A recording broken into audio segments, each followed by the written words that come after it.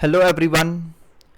Electrical engineering ਦਾ exam ਭਾਵੇਂ status ਦੇ ਹੋਣ ਭਾਵੇਂ ਉਹ ਸੈਂਟਰਲ ਗਵਰਨਮੈਂਟ ਦੇ ਹੋਣ, ਉਹਨਾਂ ਵਾਸਤੇ ਇਲੈਕਟ੍ਰੀਕਲ ਇੰਜੀਨੀਅਰਿੰਗ ਦੇ ਕਨਸੈਪਟਸ ਦਾ ਕਲੀਅਰ ਹੋਣਾ ਬਹੁਤ ਹੀ ਜ਼ਰੂਰੀ ਹੈ। ਜੇਕਰ ਤੁਹਾਡੇ ਇਲੈਕਟ੍ਰੀਕਲ ਇੰਜੀਨੀਅਰਿੰਗ ਦੇ ਨਾਲ ਰਿਲੇਟਡ ਕਨਸੈਪਟਸ ਕਲੀਅਰ ਹੋਣਗੇ ਤਾਂ ਤੁਸੀਂ ਜਿਹੜੇ ਸਾਰੇ ਐਗਜ਼ਾਮ ਈਜ਼ੀਲੀ ਕਰੈਕ ਕਰ ਸਕਦੇ ਜੇ। ਸੋ ਸਭ ਤੋਂ ਪਹਿਲਾਂ ਇਲੈਕਟ੍ਰੀਕਲ ਇੰਜੀਨੀਅਰਿੰਗ ਦਾ ਐਗਜ਼ਾਮ ਕਲੀਅਰ ਕਰਨ ਵਾਸਤੇ ਤੁਹਾਨੂੰ ਫੰਡਾਮੈਂਟਲਸ ਦੀ ਨੌਲੇਜ ਹੋਣੀ ਚਾਹੀਦੀ ਹੈ। ਫੰਡਾਮੈਂਟਲਸ ਮੀਨਸ ਬੇਸਿਕਸ ਜੋ ਇਲੈਕਟ੍ਰੀਕਲ ਇੰਜੀਨੀਅਰਿੰਗ ਦੇ ਹੋਣਗੇ ਉਹਨਾਂ ਦਾ ਤੁਹਾਨੂੰ ਪ੍ਰੋਪਰ ਪਤਾ ਹੋਣਾ ਚਾਹੀਦਾ ਹੈ। ਉਹਦੇ ਜਿਹੜੇ ਕਨਸੈਪਟ ਨੇ ਉਹ ਤੁਹਾਡੇ ਕਲੀਅਰ ਹੋਣੇ ਚਾਹੀਦੇ ਆ। ਉਸ ਤੋਂ ਬਾਅਦ ਇਲੈਕਟ੍ਰੀਕਲ ਮਸ਼ੀਨਸ ਬਾਰੇ ਤੁਹਾਨੂੰ ਪਤਾ ਹੋਣਾ ਚਾਹੀਦਾ ਹੈ, ਕਿਉਂਕਿ ਜਿੰਨੇ ਵੀ ਐਗਜ਼ਾਮਸ ਆਉਂਦੇ ਨੇ ਉਹ ਸਾਰੇ ਉਹਨਾਂ ਜਿਹੜੇ ਮਾਰਕਸ ਹੁੰਦੇ ਆ ਉਹ ਸਾਰੇ ਸਬਜੈਕਟਸ ਦੇ ਵਿੱਚ ਇਕੁਅਲੀ ਡਿਵਾਈਡਡ ਹੁੰਦੇ ਨੇ। ਮਤਲਬ ਥੋੜ੍ਹੇ ਬਹੁਤੇ ਘੱਟ ਜਾਂ ਵੱਧ ਹੋ ਸਕਦੇ ਨੇ, ਬਟ ਆਲਮੋਸਟ ਜਿੰਨੇ ਵੀ ਸਬਜੈਕਟਸ ਹੋਣਗੇ ਸਾਰਿਆਂ ਦੇ ਵਿੱਚੋਂ ਕੁਝ ਨਾ ਕੁਝ ਪੋਰਸ਼ਨ ਦੇ ਵਿੱਚੋਂ ਕੁਝ ਨਾ ਕੁਝ ਪਾਰਟ ਦੇ ਵਿੱਚੋਂ ਜਿਹੜਾ ਐਗਜ਼ਾਮ ਹੈ ਉਹਦੇ ਕੁਐਸਚਨਸ ਲਏ ਜਾਂਦੇ ਨੇ। ਓਕੇ, ਨੈਕਸਟ ਆਉਂਦਾ ਇਲੈਕਟ੍ਰੀਕਲ ਮਸ਼ੀਨਸ। ਠੀਕ ਹੈ, ਇਲੈਕਟ੍ਰੀਕਲ ਮਸ਼ੀਨਸ ਬਾਰੇ ਵੀ ਤੁਹਾਨੂੰ ਨੌਲੇਜ ਹੋਣਾ ਬਹੁਤ ਜ਼ਰੂਰੀ ਹੈ। ਉਸ ਤੋਂ ਬਾਅਦ ਆਉਂਦਾ ਹੈ ਇਲੈਕਟ੍ਰੀਕਲ ਪਾਵਰ ਸਿਸਟਮ। ਨੈਕਸਟ ਕੀ ਹੈ? Electrical power system. Electrical power system ਦਾ ਮਤਲਬ ਕਿ ਕਿੱਥੇ ਇਲੈਕਟ੍ਰੀਕਲ એનર્ਜੀ ਜਨਰੇਟ ਹੋ ਰਹੀ ਹੈ ਤੇ ਉਹਨੂੰ ਆਪਾਂ ਕਿਸ ਤਰੀਕੇ ਦੇ ਨਾਲ ਟਰਾਂਸਮਿਟ ਕਰਦੇ ਪਏ ਆ, ਤੇ ਉਸ ਤੋਂ ਬਾਅਦ ਸਬਸਟੇਸ਼ਨ ਤੋਂ ਬਾਅਦ ਡਿਸਟ੍ਰੀਬਿਊਸ਼ਨ, ਕਿ ਇਲੈਕਟ੍ਰੀਕਲ એનર્ਜੀ ਨੂੰ ਆਪਾਂ ਕਿਸ ਤਰੀਕੇ ਦੇ ਨਾਲ ਡਿਸਟ੍ਰੀਬਿਊਟ ਕਰਦੇ ਆ। ਉਹ ਕੀ ਆ ਜਾਂਦਾ ਵਾ? Electrical power system. ਓਕੇ, ਤੇ ਇਹਦੇ ਨਾਲ ਨਾਲ ਸਾਨੂੰ ਇਲੈਕਟ੍ਰੋਨਿਕਸ ਦਾ ਵੀ ਪਤਾ ਹੋਣਾ ਚਾਹੀਦਾ ਹੈ। ਇਲੈਕਟ੍ਰੋਨਿਕਸ ਦੇ ਵੀ ਕਨਸੈਪਟ ਜਿਹੜੇ ਸਾਡੇ ਉਹ ਕਲੀਅਰ ਹੋਣੇ ਚਾਹੀਦੇ ਨੇ। ਇਲੈਕਟ੍ਰੋਨਿਕਸ ਦੇ ਵਿੱਚ ਜਿੱਦਾਂ ਡਿਜੀਟਲ ਇਲੈਕਟ੍ਰੋਨਿਕਸ, ਠੀਕ ਹੈ, ਇਹਦੇ ਵਿੱਚੋਂ ਕਾਫੀ ਪੋਰਸ਼ਨ ਜਿਹੜਾ ਹੁੰਦਾ ਡਿਜੀਟਲ ਇਲੈਕਟ੍ਰੋਨਿਕਸ ਦੇ ਵਿੱਚੋਂ ਕਾਫੀ ਜਿਹੜਾ ਐਗਜ਼ਾਮ ਦਾ ਪਾਰਟ, ਮਤਲਬ ਇਲੈਕਟ੍ਰੋਨਿਕਸ ਡਿਜੀਟਲ ਇਲੈਕਟ੍ਰੋਨਿਕਸ ਦੇ ਬਹੁਤ ਸਾਰੇ ਕੁਐਸਚਨ ਜਿਹੜੇ ਆ ਡਿਜੀਟਲ ਇਲੈਕਟ੍ਰੋਨਿਕਸ ਦੇ ਵਿੱਚੋਂ ਹੀ ਆਉਂਦੇ ਨੇ। ਠੀਕ ਹੈ, ਡਿਜੀਟਲ ਇਲੈਕਟ੍ਰੋਨਿਕਸ। ਠੀਕ ਹੈ, ਨੈਕਸਟ ਇੱਕ ਹੁੰਦਾ ਬੇਸਿਕ ਇਲੈਕਟ੍ਰੋਨਿਕਸ। ਠੀਕ ਹੈ, ਬੇਸਿਕ ਇਲੈਕਟ੍ਰੋਨਿਕਸ, ਇਹਦੇ ਵਿੱਚੋਂ ਵੀ ਕਈ ਕੁਐਸਚਨ ਜਿਹੜੇ ਆ ਐਗਜ਼ਾਮ ਦੇ ਵਿੱਚ ਆ ਜਾਂਦੇ ਨੇ। ਠੀਕ ਹੈ, ਬੇਸਿਕ ਇਲੈਕਟ੍ਰੋਨਿਕਸ। ਠੀਕ ਹੈ, ਹੁਣ ਇੱਕ ਚੀਜ਼ ਇਹਦੇ ਵਿੱਚ ਕੀ ਆ ਜਾਏਗੀ, ਜਿੱਦਾਂ ਮੰਨ ਲਓ ਹੁਣ ਸਾਡੇ ਕੋਲ ਇਲੈਕਟ੍ਰੀਕਲ ਮਸ਼ੀਨਸ ਆਪਾਂ ਪੜ੍ਹ ਲਈਆਂ ਨੇ ਜਾਂ ਫੰਡਾਮੈਂਟਲਸ ਪੜ੍ਹ ਲਏ ਆ ਜਾਂ ਇਲੈਕਟ੍ਰੀਕਲ ਪਾਵਰ ਸਿਸਟਮ ਪੜ੍ਹ ਲਿਆ ਹੈ। ਹੁਣ ਜਿਹੜੀ ਇਲੈਕਟ੍ਰੀਕਲ એનર્ਜੀ ਹੈ ਉਹਨੂੰ ਆਪਾਂ ਕੀ ਕਰਦੇ ਘਰਾਂ ਦੇ ਵਿੱਚ ਜਾਂ ਇੰਡਸਟਰੀ ਦੇ ਵਿੱਚ ਕੀ ਹੁੰਦਾ ਹੈ, ਉਹਨੂੰ ਆਪਾਂ ਯੂਟੀਲਾਈਜ਼ ਕਰਦੇ ਹਾਂ। ਉਹਦਾ ਆਪਾਂ ਕੀ ਕਰਦੇ ਹਾਂ? ਯੂਟੀਲਾਈਜੇਸ਼ਨ ਹੁੰਦੀ ਹੈ। ਠੀਕ ਹੈ, ਯੂਟੀਲਾਈਜੇਸ਼ਨ ਦਾ ਮਤਲਬ ਆਪਾਂ એનર્ਜੀ ਦਾ ਯੂਜ਼ ਕਰਦੇ ਹਾਂ। ਠੀਕ ਹੈ, ਯੂਟੀਲਾਈਜੇਸ਼ਨ। ਓਕੇ, ਇਸ ਕਰਕੇ ਇੱਕ ਸਬਜੈਕਟ ਹੋਰ ਹੁੰਦਾ ਹੈ ਜਿਹਦਾ ਨਾਮ ਹੁੰਦਾ ਯੂਟੀਲਾਈਜੇਸ਼ਨ ਆਫ ਇਲੈਕਟ੍ਰੀਕਲ એનર્ਜੀ। ਇਹਦੇ ਵਿੱਚ ਕੀ ਆ? ਇਹਦੇ ਵਿੱਚ ਅਲੱਗ-ਅਲੱਗ ਚੈਪਟਰਸ ਹੋਣਗੇ, ਜਿਵੇਂ ਇਲੂਮੀਨੇਸ਼ਨ, ਉਹਦੇ ਵਿੱਚ ਲਾਈਟ ਬਾਰੇ ਗੱਲ ਕੀਤੀ ਜਾਏਗੀ। ਹੀਟਿੰਗ, ਤੇ ਉਹਦੇ ਵਿੱਚ ਜਿਹੜੀਆਂ ਫਰਨੈਂਸਸ ਹੋਣਗੀਆਂ, ਫਰਨੈਂਸ ਜੋ ਭੱਠੀਆਂ ਹੋਣਗੀਆਂ ਉਹਦੇ ਬਾਰੇ ਗੱਲ ਕੀਤੀ ਜਾਵੇਗੀ। ਉਸ ਤੋਂ ਬਾਅਦ ਇਲੈਕਟ੍ਰਿਕ ਟਰੈਕਸ਼ਨ ਸਿਸਟਮ। ਠੀਕ ਹੈ, ਕਿ ਜਿਹੜੇ ਮਤਲਬ ਲਾਈਨਾਂ ਦੇ ਉੱਤੇ ਜਾਂ ਮਤਲਬ ਜਿਹਦੇ ਵਿੱਚ ਆਪਾਂ ਇਲੈਕਟ੍ਰੀਕਲ એનર્ਜੀ ਨੂੰ ਯੂਜ਼ ਕਰਕੇ ਜਿਹੜੇ ਆਪਾਂ ਟਰਾਂਸਪੋਰਟੇਸ਼ਨ ਦੇ ਮਤਲਬ ਯੂਜ਼ ਕਰਦੇ ਹਾਂ, ਟਰਾਂਸਪੋਰਟੇਸ਼ਨ ਦੇ ਲਈ ਆਪਾਂ ਜਿਹੜੀਆਂ ਚੀਜ਼ਾਂ ਯੂਜ਼ ਕਰਦੇ ਹਾਂ ਉਹ ਇਲੈਕਟ੍ਰਿਕ ਟਰੈਕਸ਼ਨ ਦੇ ਵਿੱਚ ਆ ਜਾਣਗੀਆਂ। ਕਲੀਅਰ? ਹੁਣ ਇਲੈਕਟ੍ਰੀਕਲ એનર્ਜੀ ਦੇ ਵਿੱਚ ਕੀ ਹੁੰਦਾ? ਬੇਸਿਕ ਟਰਮਸ ਹੁੰਦੀਆਂ ਨੇ ਜਿਹੜੀਆਂ ਕਿ ਫੰਡਾਮੈਂਟਲ ਆਫ ਇਲੈਕਟ੍ਰੀਕਲ ਇੰਜੀਨੀਅਰਿੰਗ ਦੇ ਵਿੱਚ ਹੋਣਗੀਆਂ, ਜਿੱਦਾਂ ਕਿ ਇਲੈਕਟ੍ਰਿਕ ਕਰੰਟ ਹੋਏਗਾ, ਇਲੈਕਟ੍ਰੀਕਲ ਪਾਵਰ ਹੋਏਗੀ। ਠੀਕ ਹੈ, ਜਿੱਦਾਂ ਇਲੈਕਟ੍ਰੀਕਲ એનર્ਜੀ ਹੋਏਗੀ, ਵੋਲਟੇਜ ਹੋਏਗੀ। ਠੀਕ ਹੈ, ਇਹ ਸਾਰੀਆਂ ਚੀਜ਼ਾਂ ਨੂੰ ਆਪਾਂ ਮੈਜ਼ਰ ਵੀ ਕਰਨਾ ਹੈ। ਠੀਕ ਹੈ, ਕਿੰਨੀ ਪਾਵਰ ਹੈ। ਇਸ ਕਰਕੇ ਇੱਕ ਹੋਰ ਸਬਜੈਕਟ ਹੁੰਦਾ ਹੈ ਜਿਹਨੂੰ ਆਪਾਂ ਕਹਿੰਦੇ ਆ EMI, ਇਲੈਕਟ੍ਰੀਕਲ ਮੇਜਰਿੰਗ ਇੰਸਟਰੂਮੈਂਟਸ। ਜੇ ਆਪਾਂ ਇਲੈਕਟ੍ਰੋਨਿਕਸ ਵੀ ਨਾਲ ਪੜ੍ਹਨੀ ਆ ਤੇ ਇਹਦੇ ਵਿੱਚ ਇਲੈਕਟ੍ਰੀਕਲ ਐਂਡ ਇਲੈਕਟ੍ਰੋਨਿਕਸ ਮੇਜਰਿੰਗ ਇੰਸਟਰੂਮੈਂਟਸ ਆ ਜਾਣਗੇ। ਠੀਕ ਹੈ, ਦੋਨੋਂ। ਓਕੇ, ਕਿ ਮਤਲਬ ਕੋਈ ਜਿਹੜੇ ਇਲੈਕਟ੍ਰੋਨਿਕਸ ਇੰਸਟਰੂਮੈਂਟਸ ਹੋਣਗੇ ਉਹਦੀ ਵੀ ਇਹਦੇ ਵਿੱਚ ਆਪਾਂ ਗੱਲ ਕਰ ਲਾਂਗੇ, ਜਿੱਦਾਂ CRO ਜਾਂ CRT ਵਗੈਰਾ ਜਾਂ ਡਿਜੀਟਲ ਮਲਟੀਮੀਟਰ ਵਗੈਰਾ। ਕਲੀਅਰ? ਸੋ ਇਹ ਸਾਰੀਆਂ ਚੀਜ਼ਾਂ ਨੂੰ ਆਪਾਂ ਜੇਕਰ ਕਵਰ ਕਰ ਲੈਂਦੇ ਹਾਂ ਸਿਸਟੇਮੈਟਿਕ ਵੇ ਦੇ ਨਾਲ, ਸਿਸਟੇਮੈਟਿਕ ਤਰੀਕੇ ਦੇ ਨਾਲ, ਤੇ ਕੋਈ ਵੀ ਐਗਜ਼ਾਮ ਕਲੀਅਰ ਕਰਨਾ ਇਲੈਕਟ੍ਰੀਕਲ ਇੰਜੀਨੀਅਰਿੰਗ ਦੇ ਨਾਲ ਰਿਲੇਟਡ ਜੇਕਰ ਹੋਵੇ ਤੇ ਔਖੀ ਗੱਲ ਨਹੀਂ ਹੈ। ਸੋ ਇਸ ਨੂੰ ਆਪਾਂ ਸਿਸਟੇਮੈਟਿਕ ਤਰੀਕੇ ਦੇ ਨਾਲ ਕਵਰ ਕਰਾਂਗੇ। ਇਹ 60 ਤੋਂ 70 ਲੈਕਚਰ ਟੋਟਲ ਹੋਣਗੇ। ਜੇਕਰ ਤੁਸੀਂ ਇਹ ਸਾਰੇ ਜਿਹੜੇ ਲੈਕਚਰ ਆ ਧਿਆਨ ਦੇ ਨਾਲ ਸੁਣ ਲੈਂਦੇ ਜੇ, ਜਿਹੜੇ ਨੋਟਸ ਵਗੈਰਾ ਵਾ ਉਹ ਪ੍ਰੋਪਰ ਤੁਸੀਂ ਪ੍ਰਪੇਅਰ ਕਰ ਲੈਂਦੇ ਜੇ, ਤੇ ਤੁਹਾਡੇ ਵਾਸਤੇ ਇਲੈਕਟ੍ਰੀਕਲ ਇੰਜੀਨੀਅਰਿੰਗ ਦੇ ਨਾਲ ਰਿਲੇਟਡ ਜਿਹੜੇ ਆਉਣ ਵਾਲੇ ਸਮੇਂ ਦੇ ਵਿੱਚ ਐਗਜ਼ਾਮਸ ਆਉਣਗੇ ਉਹ ਔਖੇ ਨਹੀਂ ਹੋਣਗੇ ਕਲੀਅਰ ਕਰਨੇ। ਸੋ ਐਡੀ ਕੋਈ ਵੱਡੀ ਗੱਲ ਨਹੀਂ ਹੈਗੀ। ਜੇ ਆਪਾਂ ਗੱਲ ਕੀਤੀ ਜਾਵੇ ਫੰਡਾਮੈਂਟਲਸ ਆ, ਕੋਈ ਵੀ ਚੀਜ਼ ਆ, ਛੋਟੇ ਹੁੰਦੇ ਹੀ ਜਦੋਂ ਆਪਾਂ ਸਕੂਲ ਦੇ ਵਿੱਚ ਹੀ, ਪ੍ਰਾਇਮਰੀ ਸਕੂਲ ਦੇ ਵਿੱਚ ਹੀ ਕੀ ਹੁੰਦਾ ਸੀ, ਸਾਨੂੰ ABC ਸਿਖਾਈ ਗਈ ਸਭ ਤੋਂ ਪਹਿਲਾਂ, ਜਿਹੜੇ ਕਿ ਅੱਜ ਵੀ ਬੱਚੇ ਸਿੱਖਦੇ ਨੇ। ਸਿਮਿਲਰਲੀ ਜੇ ਆਪਾਂ ਇਹਨੂੰ ਕੰਪੇਅਰ ਕਰਦੇ ਹਾਂ ਆਪਣੀ ਇਲੈਕਟ੍ਰੀਕਲ ਇੰਜੀਨੀਅਰਿੰਗ ਦੇ ਨਾਲ, ABC ਕੀ ਆ, ਸਾਡਾ ਫੰਡਾਮੈਂਟਲ ਆਫ ਇਲੈਕਟ੍ਰੀਕਲ ਇੰਜੀਨੀਅਰਿੰਗ, ਇਹ ABC ਆ। ਜੇ ਤੁਹਾਨੂੰ ABC ਦਾ ਪਤਾ ਹੈ ਤਾਂ ਤੁਸੀਂ ਵਰਡ ਦੀ ਫਾਰਮੇਸ਼ਨ ਕਰ ਸਕਦੇ ਜੇ, ਤੁਸੀਂ ਵਰਡਸ ਜਿਹੜੇ ਵੱਡੇ ਤੋਂ ਵੱਡੇ ਕਰ ਸਕਦੇ ਜੇ, ਤੁਸੀਂ ਸੈਂਟੈਂਸਿਸ ਬਣਾ ਸਕਦੇ ਜੇ, ਤੁਸੀਂ ਕੋਈ ਵੀ ਮਤਲਬ ਕੋਈ ਵੀ ਸੈਂਟੈਂਸ ਨੂੰ ਫਰੇਮ ਕਰਨਾ ਹੋਵੇ, ਭਾਵੇਂ ਪਾਸਟ 'ਚ ਕਰਨਾ ਹੋਵੇ, ਭਾਵੇਂ ਫਿਊਚਰ 'ਚ ਕਰਨਾ ਹੋਵੇ ਜਾਂ ਫਿਰ ਪ੍ਰੈਜ਼ੈਂਟ 'ਚ, ਉਹ ਤੁਸੀਂ ਕਰ ਸਕਦੇ ਜੇਕਰ ਤੁਹਾਡੇ ਗ੍ਰਾਮਰ ਦੇ ਕਨਸੈਪਟ ਕਲੀਅਰ ਨੇ।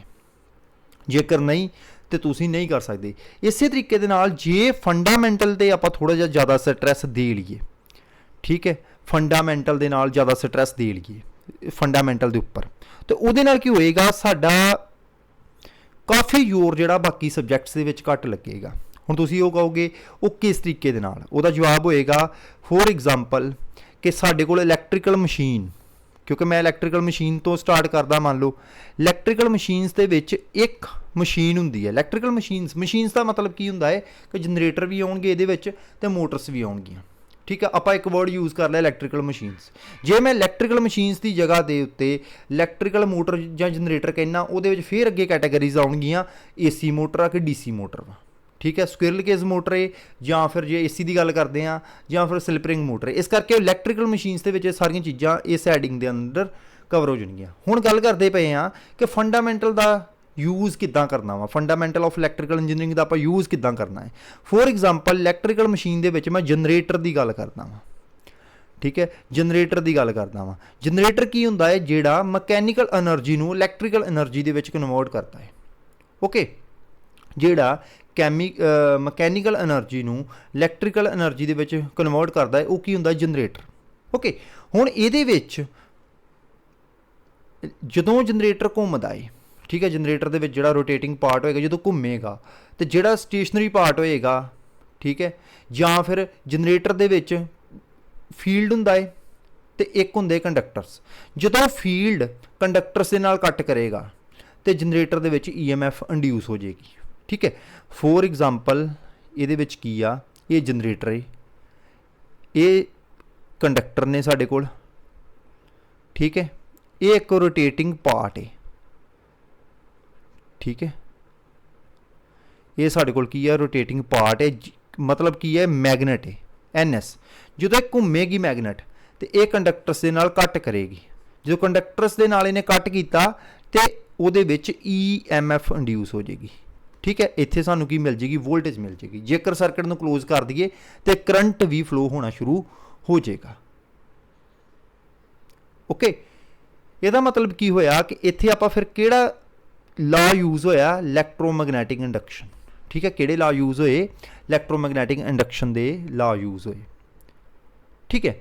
ਇਲੈਕਟ੍ਰੋਮੈਗਨੈਟਿਕ ਇੰਡਕਸ਼ਨ ਦਾ ਮਤਲਬ ਕਿ ਜਦੋਂ ਵੀ ਕੋਈ ਕੰਡਕਟਰ, ਠੀਕ ਹੈ, ਇਲੈਕਟ੍ਰੋਮੈਗਨੈਟਿਕ ਇੰਡਕਸ਼ਨ ਕੀ ਕਹਿੰਦਾ ਹੈ, ਜਦੋਂ ਵੀ ਕੋਈ ਕੰਡਕਟਰ ਮੈਗਨੈਟਿਕ ਫੀਲਡ ਦੇ ਨਾਲ ਕੱਟ ਕਰੇਗਾ ਤੇ ਉਸ ਕੰਡਕਟਰ ਦੇ ਵਿੱਚ EMF ਇੰਡਿਊਸ ਹੋ ਜਾਏਗੀ। ਆਪਾਂ ਕਿੱਥੇ ਪੜ੍ਹਿਆ, ਫੰਡਾਮੈਂਟਲਸ ਦੇ ਵਿੱਚ। ਕਿੱਥੇ ਯੂਜ਼ ਕਰਦੇ ਪਏ ਆ, ਜਨਰੇਟਰ ਦੇ ਵਿੱਚ, ਠੀਕ ਹੈ। ਇਸ ਦਾ ਮਤਲਬ ਇਹ ਹੋਇਆ ਕਿ ਜੇਕਰ ਆਪਾਂ ਫੰਡਾਮੈਂਟਲਸ ਦੇ ਉੱਤੇ ਜ਼ੋਰ ਲਾਉਂਦੇ ਆ ਤੇ ਉਹਦੇ ਨਾਲ ਕੀ ਹੋਏਗਾ, ਸਾਡੀਆਂ ਮਸ਼ੀਨਸ ਦੇ ਵਿੱਚ ਜਿਹੜੀਆਂ ਪ੍ਰੋਬਲਮਸ ਹੋਣਗੀਆਂ ਜਾਂ ਮਸ਼ੀਨ ਦੇ ਜਿਹੜੇ ਕਨਸੈਪਟ ਹੋਣਗੇ ਆਪਾਂ ਈਜ਼ੀਲੀ ਸਿੱਖ ਸਕਦੇ ਹਾਂ। ਉਸ ਤੋਂ ਬਾਅਦ ਆਈ ਦੀ ਗੱਲ ਰਜਿਸਟੈਂਸ ਦੀ। ਰਜਿਸਟੈਂਸ ਵੀ ਆਪਾਂ ਫੰਡਾਮੈਂਟਲ ਦੇ ਵਿੱਚ ਪੜਾਂਗੇ। ਰਜਿਸਟੈਂਸ ਹੁੰਦੀ ਕੀ ਹੈ, ਕਰੰਟ ਦੇ ਰਸਤੇ ਦੇ ਵਿੱਚ ਰੁਕਾਵਟ ਨੂੰ ਰਜਿਸਟੈਂਸ ਆਖਦੇ ਆ। ਓਕੇ, ਤੇ ਜੇ ਮੈਂ ਯੂਟਿਲਾਈਜੇਸ਼ਨ ਦੇ ਵਿੱਚ ਆ ਜਾਂ ਤੇ ਇੱਕ ਇਨਕੈਂਡੈਸੈਂਟ ਫਿਲਾਮੈਂਟ ਲੈਂਪ ਉਹਨੂੰ ਕਹਿੰਦੇ, ਇਨਕੈਂਡੈਸੈਂਟ ਲੈਂਪ ਹੁੰਦਾ ਹੈ, ਕਲੀਅਰ। ਜਿਹੜਾ ਲੈਂਪ ਹੁੰਦਾ ਹੈ, ਇਹਦੀ ਜਿਹੜੀ ਐਲੀਮੈਂਟ ਹੋਏਗਾ ਉਹਦੀ ਰਜਿਸਟੈਂਸ ਹਾਈ ਹੁੰਦੀ ਹੈ, ਰਜਿਸਟੈਂਸ ਹਾਈ ਹੁੰਦੀ ਹੈ। ਹਾਈ ਰਜਿਸਟੈਂਸ ਦਾ ਮਤਲਬ ਕੀ ਹੁੰਦਾ ਹੈ ਕਿ ਜੇਕਰ ਹਾਈ ਰਜਿਸਟੈਂਸ ਹੋਏਗੀ ਤੇ ਉਹਦੇ ਵਿੱਚ ਹੀਟ ਪੈਦਾ ਹੋਏਗੀ। ਇਹ ਆਪਾਂ ਕਿੱਥੇ ਪੜਾਂਗੇ, ਆਪਾਂ ਪੜਾਂਗੇ ਇਹਨੂੰ ਫੰਡਾਮੈਂਟਲਸ ਦੇ ਵਿੱਚ। ਤੇ ਇਹਦਾ ਜਿਹੜਾ ਕੰਸੈਪਟ ਯੂਜ਼ ਹੋਏਗਾ ਜਦੋਂ ਆਪਾਂ ਯੂਟਿਲਾਈਜੇਸ਼ਨ ਦੇ ਵਿੱਚ, ਇਲੂਮੀਨੇਸ਼ਨ ਚੈਪਟਰ ਦੇ ਵਿੱਚ ਜਦੋਂ ਆਪਾਂ ਇਨਕੈਂਡੈਸੈਂਟ ਲੈਂਪ ਪੜਾਂਗੇ, ਉੱਥੇ ਕੰਸੈਪਟ ਯੂਜ਼ ਹੋ ਜਾਣਾ। ਓਕੇ, ਇਸ ਕਰਕੇ ਜੇਕਰ ਥੋੜ੍ਹਾ ਜਿਹਾ ਆਪਾਂ ਕੋਸ਼ਿਸ਼ ਕਰੀਏ ਕਿ ਫੰਡਾਮੈਂਟਲਸ ਨੂੰ ਵਧੀਆ ਤਰੀਕੇ ਨਾਲ ਸਿੱਖ ਲਈਏ ਤੇ ਉਹਦੇ ਨਾਲ ਕੀ ਹੋਏਗਾ, ਸਾਡੇ ਲਗਭਗ ਸਾਡੀਆਂ ਕਾਫੀ ਪ੍ਰੋਬਲਮਸ ਜਿਹੜੀਆਂ ਨੇ ਉਹ ਸੋਲਵ ਹੋ ਜਾਣਗੀਆਂ। ਕਾਫੀ ਹੱਦ ਤੱਕ ਸਾਡਾ ਕੌਨਫੀਡੈਂਸ ਬੂਸਟ ਕਰੇਗਾ ਤੇ ਕਾਫੀ ਹੱਦ ਤੱਕ ਆਪਾਂ ਮਤਲਬ ਆਪਣੇ ਪੇਪਰ ਦੇ ਵਿੱਚ ਸਕੋਰ ਜਿਹੜਾ ਵਾ ਉਹ ਈਜ਼ਲੀ ਕਰ ਸਕਦੇ ਹਾਂ। ਠੀਕ ਹੈ, fundamentals, electrical machines, electrical power system, electronics, ਉਹਦੇ ਵਿੱਚ ਡਿਜੀਟਲ ਇਲੈਕਟ੍ਰੋਨਿਕਸ ਆ ਜਾਏਗੀ, ਉਹਦੇ ਵਿੱਚ ਬੇਸਿਕ ਇਲੈਕਟ੍ਰੋਨਿਕਸ ਆ ਜਾਏਗੀ, ਉਹਦੇ ਵਿੱਚ ਇੰਡਸਟਰੀਅਲ ਇਲੈਕਟ੍ਰੋਨਿਕਸ ਆ ਜਾਏਗੀ। ਇਹ ਸਾਰਾ ਜਿਹੜਾ ਆਪਾਂ ਪੋਰਸ਼ਨ ਕਵਰ ਕਰਾਂਗੇ। ਹੁਣ ਇਹ ਤਾਂ ਗੱਲ ਹੋਈ ਕਿ ਐਗਜ਼ਾਮਸ, ਠੀਕ ਹੈ, ਇਹ ਤਾਂ ਆਪਾਂ ਗੱਲ ਕੀਤੀ ਹੈ ਐਗਜ਼ਾਮਸ ਦੀ। ਆਪਾਂ ਜੇ ਇੱਕ ਜਰਨਲ ਗੱਲ ਕਰੀਏ, ਕੀ ਸਾਡਾ ਇਲੈਕਟ੍ਰੀਕਲ ਐਨਰਜੀ ਤੋਂ ਬਗੈਰ ਗੁਜ਼ਾਰਾ ਹੈਗਾ ਅੱਜ ਦੇ ਸਮੇਂ ਦੇ ਵਿੱਚ? ਕੀ ਆਪਾਂ ਆਪਣੀ ਲਾਈਫ ਨੂੰ ਇਲੈਕਟ੍ਰੀਕਲ ਐਨਰਜੀ ਤੋਂ ਬਗੈਰ ਇਮੈਜਨ ਕਰ ਸਕਦੇ ਹਾਂ? ਇਹ ਕਿਉਂ ਜ਼ਰੂਰੀ ਹੈ? ਕਿਉਂਕਿ ਤੁਸੀਂ ਘਰ ਦੇ ਬਾਹਰ ਨਿਕਲੋ ਤਾਂ ਤੁਹਾਨੂੰ ਇੱਕ ਤਾਰਾਂ ਦਾ ਨੈਟਵਰਕ ਨਜ਼ਰ ਆਏਗਾ। ਠੀਕ ਹੈ, ਤੁਹਾਨੂੰ ਇਲੈਕਟ੍ਰੀਕਲ, ਕਿਉਂਕਿ ਜਿਹੜੀਆਂ ਕੰਡਕਟਰਸ ਹੁੰਦੇ ਨੇ, ਜਿਹਨੂੰ ਆਪਾਂ ਤਾਰ, ਮੈਂ ਕਹਿਤਾ ਇਹ ਵਰਡ ਯੂਜ਼ ਕਰਤਾ, ਜਿਹੜੇ ਕੰਡਕਟਰਸ ਹੁੰਦੇ ਨੇ ਉਹਦੇ ਵਿੱਚੋਂ ਕੀ ਆ, ਕਰੰਟ ਫਲੋ ਕਰਦਾ ਹੈ। ਇੱਕ ਮੀਡੀਅਮ ਵਾ ਜਿਹੜਾ ਕਰੰਟ ਨੂੰ ਇੱਕ ਪੁਆਇੰਟ ਤੋਂ ਦੂਜੇ ਪੁਆਇੰਟ ਤੱਕ ਪਹੁੰਚਾਉਂਦਾ ਪਿਆ ਹੈ। ਫਿਰ ਤੁਸੀਂ ਘਰ ਆ ਗਏ, ਘਰ ਦੇ ਵਿੱਚ ਤੁਸੀਂ ਦੇਖ ਲਓ ਕਿੰਨੇ ਅਪਲਾਈੰਸਸ ਲੱਗੇ ਹੋਏ ਆ। ਕਿਚਨ 'ਚ ਚੱਲ ਜਾਓਗੇ, ਉੱਥੇ ਤੁਹਾਨੂੰ ਇਲੈਕਟ੍ਰੀਕਲ ਦੇ ਅਪਲਾਈੰਸਸ ਨਜ਼ਰ ਆਉਣਗੇ। ਬਾਥਰੂਮ 'ਚ ਚੱਲ ਜਾਓਗੇ, ਉੱਥੇ ਤੁਹਾਨੂੰ ਗੀਜ਼ਰ ਨਜ਼ਰ ਆ ਜਾਏਗਾ। ਕਮਰੇ 'ਚ ਆ ਜਾਓ, AC, ਫੈਨ, ਲੈਂਪ, ਇਹ ਸਾਰੇ ਕੀ ਹੈ? ਇਲੈਕਟ੍ਰੀਕਲ ਐਨਰਜੀ ਦੇ, ਮਤਲਬ ਇਹਦੇ ਵਿੱਚ ਯੂਜ਼ ਕਿਹਦੀ ਕਰਦੇ ਪਏ ਆ? ਇਲੈਕਟ੍ਰੀਕਲ ਐਨਰਜੀ ਦਾ ਯੂਜ਼ ਹੋ ਰਿਹਾ ਹੈ। ਠੀਕ ਹੈ, ਇਲੈਕਟ੍ਰੀਕਲ ਅਪਲਾਈੰਸਸ ਨੇ। ਸੋ ਇਹਦੀ ਸਾਨੂੰ ਜ਼ਰੂਰਤ ਵੀ ਹੈ ਇਹਦੇ ਬਾਰੇ। ਮਤਲਬ ਕੱਲਾ ਨਹੀਂ, ਇਹ ਨਹੀਂ ਗੱਲ ਹੁੰਦੀ ਕਿ ਆਪਾਂ ਐਗਜ਼ਾਮਸ ਕਲੀਅਰ ਕਰਨੇ ਆ, ਜਾਂ ਮਤਲਬ ਇਹਨੂੰ ਜੇ ਆਪਾਂ ਇੰਟਰਸਟ ਦੇ ਨਾਲ ਇਹਦੇ ਬਾਰੇ ਸਿੱਖਣ ਦੀ ਕੋਸ਼ਿਸ਼ ਜਾਂ ਸਿੱਖਣ ਦੀ ਚਾਹਤ ਰੱਖੀਏ, ਇਲੈਕਟ੍ਰੀਕਲ ਇੰਜੀਨੀਅਰਿੰਗ ਦੇ ਬਾਰੇ ਜਾਣਨ ਦੀ ਚਾਹਤ ਰੱਖੀਏ, ਤਾਂ ਉਹਦੇ ਨਾਲ ਆਪਾਂ ਬਹੁਤ ਕੁਝ ਸਿੱਖ ਸਕਦੇ ਹਾਂ। ਇਹ ਚੀਜ਼ਾਂ ਜਿਹੜੀਆਂ ਨੇ ਸਾਡੀਆਂ ਫਿਊਚਰ ਦੇ ਵਿੱਚ ਵੀ ਅਪਲਾਈ ਹੋ ਸਕਦੀਆਂ ਨੇ। ਮਤਲਬ ਚਾਹੇ ਆਪਾਂ ਮਤਲਬ ਇਲੈਕਟ੍ਰੀਕਲ ਇੰਜੀਨੀਅਰਿੰਗ ਦੇ ਸਟੂਡੈਂਟਸ ਹੈ ਭਾਵੇਂ ਨਹੀਂ। ਠੀਕ ਆ, ਮੇਰੀ ਕੋਸ਼ਿਸ਼ ਹੋਏਗੀ ਕਿ ਤੁਹਾਡੇ ਐਗਜ਼ਾਮ ਦੀ ਤਿਆਰੀ ਜਿਹੜੀ ਆ ਉਹ ਮੈਂ ਪ੍ਰੋਪਰਲੀ ਕਰਵਾ ਦਾਂਗਾ। ਠੀਕ ਹੈ, ਇਹਦੇ ਵਿੱਚ ਕੀ ਆ, ਤੁਸੀਂ ਰੈਗੂਲਰਲੀ ਕਲਾਸ ਨੂੰ ਅਟੈਂਡ ਕਰੋ, ਰੈਗੂਲਰਲੀ ਲੈਕਚਰ ਦੇਖੋ, ਉਹਦੇ ਨੋਟਸ ਬਣਾਓ, ਅਤੇ ਇੰਨੇ ਵਧੀਆ ਤਰੀਕੇ ਦੇ ਨਾਲ, ਇੰਨੇ ਈਜ਼ੀ ਵੇ ਦੇ ਨਾਲ, ਆਸਾਨ ਤਰੀਕੇ ਦੇ ਨਾਲ ਤੁਹਾਨੂੰ ਮੈਂ ਸਾਰੀਆਂ ਚੀਜ਼ਾਂ ਸਿਖਾ ਦਾਂਗਾ। ਤੁਹਾਨੂੰ ਖੁਦ ਨੂੰ ਨਹੀਂ ਪਤਾ ਚੱਲੇਗਾ ਕਿ ਤੁਸੀਂ ਇਲੈਕਟ੍ਰੀਕਲ ਐਨਰਜੀ ਨੂੰ ਜਾਂ ਇਲੈਕਟ੍ਰੀਕਲ ਇੰਜੀਨੀਅਰਿੰਗ ਨੂੰ ਸਿੱਖ ਚੁੱਕੇ ਜੇ, ਇਲੈਕਟ੍ਰੀਕਲ ਐਨਰਜੀ ਬਾਰੇ ਤੁਸੀਂ ਸਿੱਖ ਚੁੱਕੇ ਜੇ। ਠੀਕ ਹੈ, ਤੁਹਾਡਾ ਐਗਜ਼ਾਮ ਵੀ ਕਲੀਅਰ ਹੋਏਗਾ, ਤੁਹਾਡੀ ਨੌਲੇਜ ਵੀ ਐਨਹਾਂਸ ਹੋਏਗੀ, ਨੌਲੇਜ ਵੀ ਵਧੇਗੀ। ਕਲੀਅਰ? ਹੁਣ ਸਿੰਪਲੀ ਹੈ, ਸਿੰਪਲੀ ਜੇ ਆਪਾਂ ਘਰ ਦੀ ਗੱਲ ਕਰ ਲਈਏ, ਆਪਾਂ ਇੰਟਰੋਡਕਸ਼ਨ ਤੋਂ ਸਟਾਰਟ ਕਰਦੇ ਹਾਂ। ਕਿਉਂ ਪੜ੍ਹਨਾ ਚਾਹੀਦਾ ਇਲੈਕਟ੍ਰੀਕਲ ਐਨਰਜੀ ਨੂੰ? ਕੀ ਜ਼ਰੂਰਤ ਹੈ ਇਲੈਕਟ੍ਰੀਕਲ ਇੰਜੀਨੀਅਰਿੰਗ ਨੂੰ ਪੜ੍ਹਨ ਦੀ? ਕੀ ਜ਼ਰੂਰਤ ਹੈ? ਇਲੈਕਟ੍ਰੀਕਲ ਐਨਰਜੀ ਬਾਰੇ ਕੀ ਫਾਇਦੇ ਨੇ ਇਲੈਕਟ੍ਰੀਕਲ ਐਨਰਜੀ ਦੇ, ਜਾਂ ਕੀ ਇਹਦੇ ਯੂਜ਼ਸ ਨੇ? ਕਿਉਂ ਪੜ੍ਹੀਏ? ਕੁਐਸਚਨ ਤਾਂ ਪਹਿਲਾਂ ਇਹ ਆਉਣਾ ਚਾਹੀਦਾ ਨਾ ਸਾਡੇ ਦਿਮਾਗ ਦੇ ਵਿੱਚ। ਠੀਕ ਹੈ, ਪਹਿਲਾ ਕੀ ਹੈ? ਜੇ ਆਪਾਂ ਗੱਲ ਕਰਦੇ ਇੰਟਰੋਡਕਸ਼ਨ ਦੀ, ਮੈਂ ਗੱਲ ਕਰਾਂ ਤਾਂ ਇੰਟਰੋਡਕਸ਼ਨ ਦੇ ਵਿੱਚ ਜੇ ਆਪਾਂ ਯੂਜ਼ਸ ਦੇਖੀਏ ਇਲੈਕਟ੍ਰੀਕਲ ਐਨਰਜੀ ਦੇ, ਯੂਜ਼ਸ ਦਾ ਮਤਲਬ ਇਹਦੀ ਵਰਤੋਂ ਕਿੱਥੇ ਕੀਤੀ ਜਾ ਸਕਦੀ ਹੈ? ਵਰਤੋਂ ਦਾ ਮਤਲਬ ਫਸਟ ਆਫ ਆਲ ਲਾਈਟਿੰਗ। ਠੀਕ ਹੈ, ਲਾਈਟਿੰਗ, ਲਾਈਟਿੰਗ ਦਾ ਮਤਲਬ ਕੀ ਹੈ? ਲੈਂਪਸ। ਠੀਕ ਹੈ, ਇਹਨੂੰ ਆਪਾਂ ਕਦ ਲਈ ਯੂਜ਼ ਕਰਦੇ ਹਾਂ? ਲਾਈਟਿੰਗ ਵਾਸਤੇ ਯੂਜ਼ ਕਰਦੇ ਹਾਂ, ਰੋਸ਼ਨੀ ਦੇ ਲਈ ਇਹਨੂੰ ਯੂਜ਼ ਕਰਦੇ ਹਾਂ। ਆਰਟੀਫਿਸ਼ੀਅਲ ਲਾਈਟਿੰਗ ਸੋਰਸ ਹੈ ਸਾਡਾ। ਠੀਕ ਹੈ, ਨੈਚੁਰਲ ਕੌਣ ਹੈ? ਸਨ। ਠੀਕ ਹੈ, ਸੂਰਜ ਤੋਂ ਸਾਨੂੰ ਰੋਸ਼ਨੀ ਮਿਲਦੀ ਹੈ, ਬਟ ਰਾਤ ਦੇ ਟਾਈਮ ਨਹੀਂ ਮਿਲਦੀ। ਉਸ ਟਾਈਮ ਆਪਾਂ ਕੀ ਯੂਜ਼ ਕਰਦੇ ਹਾਂ? ਆਪਾਂ ਆਰਟੀਫਿਸ਼ੀਅਲ ਲਾਈਟਿੰਗ ਯੂਜ਼ ਕਰਦੇ ਹਾਂ, ਜਿਹੜੀ ਕਿ ਇਲੈਕਟ੍ਰੀਕਲ ਐਨਰਜੀ ਦੇ ਨਾਲ ਚੱਲਦੀ ਹੈ। ਨੈਕਸਟ ਹੀਟਿੰਗ, ਸਾਨੂੰ ਹੀਟ ਦੀ ਵੀ ਜ਼ਰੂਰਤ ਪੈਂਦੀ ਹੈ। ਮਤਲਬ ਪਾਣੀ ਗਰਮ ਕਰਨਾ, ਵੱਡੀਆਂ ਵੱਡੀਆਂ ਮੈਟਲਸ ਨੇ ਉਹਨੂੰ ਮੈਲਟ ਕਰਨਾ ਹੈ, ਉਹਦੇ ਵਾਸਤੇ ਭੱਠੀਆਂ ਨੇ। ਭੱਠੀਆਂ ਇਲੈਕਟ੍ਰੀਕਲ ਐਨਰਜੀ ਆਪਾਂ ਯੂਜ਼ ਕਰਦੇ ਉੱਥੇ ਭੱਠੀਆਂ ਚਲਾਉਣ ਵਾਸਤੇ। ਹੀਟਿੰਗ, ਹੀਟਿੰਗ ਦਾ ਮਤਲਬ ਹੀਟਰਸ, ਫਰਨੈਸਸ, ਫਰਨੈਸ। ਓਕੇ, ਨੈਕਸਟ ਕੀ ਆ? ਕੂਲਿੰਗ। ਕੂਲਿੰਗ ਦਾ ਮਤਲਬ ਕੀ ਆ? ਹਰ ਘਰ ਦੇ ਵਿੱਚ ਰੈਫਰੀਜਰੇਟਰ ਹੈਗੀ ਆ। ਜੇ ਰੈਫਰੀਜਰੇਟਰ ਹੈਗੀ ਆ, ਤੇ ਜੇ ਰੈਫਰੀਜਰੇਟਰ ਬਾਰੇ ਆਪਾਂ ਕੁਝ ਪੜ੍ਹ ਲਈਏ ਤਾਂ ਕੀ ਨੁਕਸਾਨ ਹੈ? ਕੂਲਿੰਗ, ਕੂਲਿੰਗ ਦਾ ਮਤਲਬ ਕੀ ਆ? ਠੰਡਕ ਵਾਸਤੇ। AC, AC ਦੇ ਵਿੱਚ ਵੀ ਕੂਲਿੰਗ ਚਾਹੀਦੀ ਹੈ। ਰੈਫਰੀਜਰੇਟਰ, ਫਰਿੱਜਾਂ ਦੇ ਵਿੱਚ ਜਿਹੜੀਆਂ ਰੈਫਰੀਜਰੇਟਰਸ ਵਗੈਰਾ ਵਾ, ਉਹ ਵੀ ਸਾਨੂੰ ਕੂਲਿੰਗ ਦਿੰਦੀਆਂ ਨੇ, ਇਸ ਕਰਕੇ ਇਹ ਵੀ ਆ। ਐਂਟਰਟੇਨਮੈਂਟ, ਇਹਨੂੰ ਕਿੱਦਾਂ ਭੁੱਲ ਸਕਦੇ ਹਾਂ? ਠੀਕ ਹੈ, ਜੇ ਨਾ ਹੋਏ ਇਲੈਕਟ੍ਰੀਕਲ ਐਨਰਜੀ, ਨਾ ਹੋਵੇ ਐਂਟਰਟੇਨਮੈਂਟ। ਐਂਟਰਟੇਨਮੈਂਟ ਦਾ ਮਤਲਬ TV, LED, ਰੇਡੀਓ, FM, ਇਹ ਸਾਰੇ ਕੀ ਆ? ਐਂਟਰਟੇਨਮੈਂਟ ਦਾ ਸੋਰਸ ਨੇ।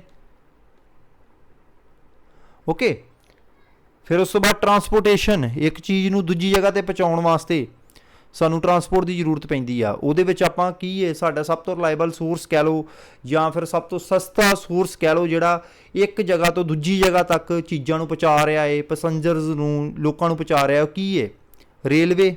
ਠੀਕ ਹੈ, ਉੱਥੇ ਆਪਾਂ ਜਿਹੜੇ ਹੁਣ ਜਿੰਨੇ ਵੀ ਰੇਲ ਦੇ ਇੰਜਨ ਆ ਰਹੇ ਨੇ ਸਾਰੇ ਇਲੈਕਟ੍ਰੀਕਲ ਐਨਰਜੀ ਦੇ ਨਾਲ ਹੀ ਚੱਲਦੇ ਨੇ। ਠੀਕ ਹੈ, ਟਰਾਂਸਪੋਰਟੇਸ਼ਨ ਮਤਲਬ ਇੱਥੇ ਕੀ ਆ ਜਾਏਗਾ, ਇਲੈਕਟ੍ਰਿਕ ਟਰੈਕਸ਼ਨ ਆ ਜਾਏਗਾ, ਇਲੈਕਟ੍ਰਿਕ ਟਰੈਕਸ਼ਨ। ਠੀਕ ਹੈ, ਇਹਨੂੰ ਵੀ ਆਪਾਂ ਪੜ੍ਹਾਂਗੇ, ਇਹਦੇ ਵਿੱਚ ਜਿਹੜੇ ਇੰਪੋਰਟੈਂਟ ਕਨਸੈਪਟ ਹੋਣਗੇ ਉਹਨੂੰ ਆਪਾਂ ਜ਼ਰੂਰ ਕਵਰ ਕਰਾਂਗੇ। ਨੈਕਸਟ ਮੈਡੀਕਲ ਸਾਇੰਸ ਦੇ ਵਿੱਚ ਵੀ ਇਹਨੂੰ ਆਪਾਂ ਯੂਜ਼ ਕਰਦੇ ਹਾਂ। ਮੈਡੀਕਲ ਸਾਇੰਸ ਦਾ ਪਤਾ, ਉਹਦੇ ਵਿੱਚ MRI, CT ਸਕੈਨ, ਇਹ ਸਾਰੇ ਇਹਦੇ ਵਿੱਚ ਆ ਜਾਂਦੇ ਨੇ। ਬਟ ਇਹ ਯੂਜ਼ ਹੋ ਗਿਆ, ਮਤਲਬ ਕਿਉਂ ਪੜ੍ਹਨਾ ਜ਼ਰੂਰੀ ਹੈ ਤੁਹਾਨੂੰ ਮੈਂ ਦੱਸਦਾ ਹੈ। ਠੀਕ ਹੈ, ਨੈਕਸਟ ਫਾਇਦਾ ਕੀ ਆ, ਕਿਉਂ, ਮਤਲਬ ਇੱਕ ਤਾਂ ਚੀਜ਼ ਆ ਕਿ ਸਾਰੀਆਂ ਚੀਜ਼ਾਂ 'ਚ ਕੋਈ ਫਾਇਦਾ ਤਾਂ ਹੀ ਆਪਾਂ ਮਤਲਬ ਇਹਨੂੰ ਯੂਜ਼ ਕਰਦੇ ਹਾਂ। ਐਨਰਜੀਜ਼ ਤੇ ਹੋਰ ਵੀ ਸਾਡੇ ਕੋਲ ਬੜੇ ਪ੍ਰਕਾਰ ਦੀਆਂ ਹੈਗੀਆਂ ਨੇ। ਠੀਕ ਹੈ ਨਾ, ਮਤਲਬ ਆਪਾਂ ਇਲੈਕਟ੍ਰੀਕਲ ਐਨਰਜੀ ਨੂੰ ਕਿਉਂ ਯੂਜ਼ ਕਰਦੇ ਹਾਂ। ਠੀਕ ਹੈ, ਤੇ ਕੀ ਫਾਇਦੇ ਨੇ, ਐਡਵਾਂਟੇਜਸ ਕੀ ਨੇ ਇਹਦੇ। ਓਕੇ, ਇਲੈਕਟ੍ਰੀਕਲ ਐਨਰਜੀ ਦੇ ਐਡਵਾਂਟੇਜਸ ਕੋਈ ਹੋਣਗੇ ਫੇਰ ਨਾ। ਫਸਟ ਆਫ ਆਲ ਇਕਨੋਮਿਕਲ, ਜਿਹਨੂੰ ਆਪਾਂ ਚੀਪ ਕਹਿ ਸਕਦੇ ਹਾਂ। ਚੀਪ, ਇਹ ਜਿਹੜੀ એનર્ਜੀ ਹੈ ਦੂਜੀਆਂ એનર્ਜੀ ਦੇ ਕੰਪੈਰੀਟਿਵਲੀ ਸਸਤੀ ਹੈ। Okay, next easy to handle. ਹੁਣ ਇਲੈਕਟ੍ਰੀਕਲ એનર્ਜੀ ਕਿੱਥੇ ਜਨਰੇਟ ਹੋ ਰਹੀ ਹੈ, ਇਹ ਥਰਮਲ ਪਾਵਰ ਪਲਾਂਟਸ ਤੇ ਹੋ ਰਹੀ ਹੈ, ਜਿਹੜੇ ਕਿ ਜਿੱਥੇ ਆਪਾਂ ਇਹਨੂੰ ਯੂਜ਼ ਕਰਨਾ ਉੱਥੋਂ ਬਹੁਤ ਦੂਰ ਨੇ। ਜੇ ਆਪਾਂ ਆਪਣੇ ਘਰ ਦੀ ਗੱਲ ਕਰੀਏ, ਸਾਡੇ ਘਰ ਤੋਂ ਜਨਰੇਟਿੰਗ ਸਟੇਸ਼ਨ ਬਹੁਤ ਦੂਰ ਨੇ। ਉੱਥੋਂ ਲੈ ਕੇ ਸਾਡੇ ਘਰ ਤੱਕ ਜਿਹੜੀ ਇਲੈਕਟ੍ਰੀਕਲ એનર્ਜੀ ਆਉਂਦੀ ਹੈ ਉਹਨੂੰ ਆਪਾਂ ਈਜ਼ਲੀ ਹੈਂਡਲ ਕਰ ਸਕਦੇ ਹਾਂ, ਮਤਲਬ ਈਜ਼ੀ ਟੂ ਹੈਂਡਲ। ਓਕੇ, ਇਹਨੂੰ ਆਪਾਂ ਦੂਰ ਤੱਕ ਭੇਜ ਸਕਦੇ ਹਾਂ ਕਿਉਂਕਿ ਇਹਨੂੰ ਹੈਂਡਲ ਕਰਨਾ ਆਸਾਨ ਹੈ। ਨੈਕਸਟ ਹੈ ਫਲੈਕਸੀਬਿਲਟੀ ਦਾ ਮਤਲਬ ਹੁੰਦਾ ਹੈ ਕਿ ਜਿਹੜੀ ਇਹ એનર્ਜੀ ਹੈ ਫਲੈਕਸੀਬਲ ਹੈ। ਫਲੈਕਸੀਬਿਲਟੀ ਦਾ ਮਤਲਬ ਕਿ ਤੁਸੀਂ ਕਿਸੇ ਵੀ ਇੱਕ ਘਰ ਹੈ, ਤੁਸੀਂ ਆਪਣੇ ਘਰ ਦੀ ਐਗਜ਼ਾਮਪਲ ਹੋ, ਇਮੈਜਨ ਕਰੋ ਕਿ ਤੁਸੀਂ ਇੱਕ ਲੈਂਪ ਨੂੰ ਘਰ ਦੇ ਵਿੱਚ ਲਗਾਉਣਾ ਹੈ, ਤੁਸੀਂ ਆਪਣੀ ਮਰਜ਼ੀ ਦੇ ਨਾਲ ਜਿੱਥੇ ਮਰਜ਼ੀ ਲਗਾ ਸਕਦੇ, ਜਿਹੜੀ ਮਰਜ਼ੀ ਨੁੱਕਰ ਦੇ ਵਿੱਚ ਇਹਨੂੰ ਲਗਾ ਸਕਦੇ ਜੇ, ਕਿਤੇ ਵੀ ਇਹਨੂੰ ਤੁਸੀਂ ਲਗਾ ਸਕਦੇ ਜੇ ਕਿਉਂਕਿ ਇਹ ਫਲੈਕਸੀਬਲ ਹੈ। ਮੋਟਰ ਨੂੰ ਲਾਉਣਾ ਹੈ, ਮੋਟਰ ਨੂੰ ਜਿੱਥੇ ਮਰਜ਼ੀ ਲਗਾ ਲਓ। ਓਕੇ, ਮੋਟਰ ਨੂੰ ਤੁਸੀਂ ਜਿੱਥੇ ਮਰਜ਼ੀ, ਸਿਰਫ ਐਕਸਟੈਂਸ਼ਨ ਦੀ ਤੁਹਾਨੂੰ ਜ਼ਰੂਰਤ ਆ। ਭਾਵੇਂ ਫੈਨ ਨੂੰ, ਜਿਹੜੇ ਪੈਡੈਸਟਲ ਫੈਨ ਹੁੰਦੇ ਨੇ, ਜਿੱਥੇ ਮਰਜ਼ੀ ਤੁਸੀਂ ਇਹਨੂੰ ਖੜ ਸਕਦੇ ਜੀ। ਮੀਨਸ ਫਲੈਕਸੀਬਲ ਹੈ। ਜ਼ਰੂਰੀ ਨਹੀਂ ਹੈ ਕਿ ਇੱਥੇ ਆਪਾਂ ਇਹਨੂੰ ਲਗਾ ਦਿੱਤਾ, ਇੱਥੋਂ ਹਟਾ ਨਹੀਂ ਸਕਦੇ, ਬਸ ਇਹ ਫਾਈਨਲ ਇਹਦੀ ਮਤਲਬ ਪਲੇਸ ਹੋ ਗਈ ਆ, ਇਸ ਤੋਂ ਬਾਅਦ ਨਹੀਂ ਇਹਨੂੰ ਚੇਂਜ ਕਰ ਸਕਦੇ। ਜਿੱਥੇ ਮਰਜ਼ੀ ਲਗਾਓ। ਕੀ ਚਾਹੀਦਾ ਤੁਹਾਨੂੰ, ਕੰਡਕਟਰ ਚਾਹੀਦਾ ਵਾ, ਕੰਡਕਟਰ ਤੁਹਾਨੂੰ ਪਤਾ ਫਲੈਕਸੀਬਲ ਹੁੰਦੇ ਨੇ, ਜਿੱਥੇ ਮਰਜ਼ੀ ਲੈ ਜਾਓ। ਠੀਕ ਹੈ, ਨੈਕਸਟ ਹੈਗਾ ਕਲੀਨਲੀਨੈਸ। ਇਹਦਾ ਮਤਲਬ ਕਿ એનર્ਜੀ ਸਾਫ ਸੁਥਰੀ ਹੈ, ਕਿਸੇ ਤਰੀਕੇ ਦਾ ਸਮੋਕ, ਧੂਆਂ ਨਹੀਂ ਨਿਕਲਦਾ, ਡਸਟ ਦੇ ਪਾਰਟੀਕਲ ਨਹੀਂ ਇੱਥੋਂ ਨਿਕਲਦੇ, ਸਾਫ ਸੁਥਰੀ એનર્ਜੀ ਹੈ। ਤੁਸੀਂ ਪੱਖੇ ਥੱਲੇ ਬੈਠੇ ਜੇ ਜਾਂ ਤੁਸੀਂ AC ਯੂਜ਼ ਕਰਦੇ ਪਏ ਜੇ, ਉਹਦੇ ਵਿੱਚ ਕੋਈ ਕਿਸੇ ਤਰੀਕੇ ਦਾ ਧੂਆਂ ਨਿਕਲਦਾ ਹੈ। ਠੀਕ ਹੈ, ਈਜ਼ਲੀ ਉਹ ਚੱਲਦੇ ਰਹਿੰਦੇ ਨੇ। ਠੀਕ ਹੈ, ਕਿਸੇ ਤਰੀਕੇ ਦਾ ਨਹੀਂ, ਸਾਫ ਸੁਥਰੇ ਮਤਲਬ એનર્ਜੀ ਹੈ। ਹੁਣ ਤੁਸੀਂ ਲਾਈਟਸ ਦੇ ਵਿੱਚੋਂ ਕਿ ਕੋਈ ਕਿਸੇ ਤਰੀਕੇ ਦਾ ਨਿਕਲਦਾ ਹੈ, ਮਤਲਬ ਡਸਟ ਨਿਕਲਦੀ ਹੈ, ਨਹੀਂ ਨਿਕਲਦੀ, ਕਿਉਂਕਿ ਸਾਫ ਸੁਥਰੀ ਹੈ એનર્ਜੀ, ਇਸ ਕਰਕੇ ਇਹਨੂੰ ਯੂਜ਼ ਕੀਤਾ ਜਾਂਦਾ ਹੈ। ਨੈਕਸਟ ਨੋ ਫਿਊਮਸ ਔਰ ਪੋਇਜ਼ਨਸ ਗੈਸਿਸ। ਇਹਦਾ ਮਤਲਬ ਕੀ ਹੋਇਆ, ਇਹਦਾ ਮਤਲਬ ਹੋਇਆ ਕਿਸੇ ਵੀ ਤਰੀਕੇ ਦੀ ਜ਼ਹਿਰੀਲੀ ਗੈਸ ਜਿਹੜੀ ਆ ਉਹ ਨਹੀਂ ਨਿਕਲਦੀ। ਕਲੀਅਰ, ਕਿਸੇ ਵੀ ਤਰ੍ਹਾਂ ਦੀ ਜ਼ਹਿਰੀਲੀ ਗੈਸ ਜਿਹੜੀ ਆ ਉਹ ਇਲੈਕਟ੍ਰੀਕਲ એનર્ਜੀ ਦੇ ਕਾਰਨ ਨਹੀਂ ਨਿਕਲਦੀ। ਨੈਕਸਟ ਕੀ ਆ, ਈਜ਼ੀ ਟੂ ਆਪਰੇਟ। ਹੁਣ ਤੁਸੀਂ ਦੇਖੋ, ਲਾਈਟ ਨੂੰ ਬੰਦ ਕਰਨਾ, ਸਿੰਪਲੀ ਸਵਿਚ ਨੂੰ ਆਫ ਕਰ ਦੋਗੇ, ਔਨ ਕਰ ਦੋਗੇ। ਠੀਕ ਹੈ, ਜੇ ਚਾਲੂ ਕਰਨਾ ਚਾਹੁੰਦੇ ਜੇ ਤਾਂ ਔਨ ਕਰ ਦਿਓ।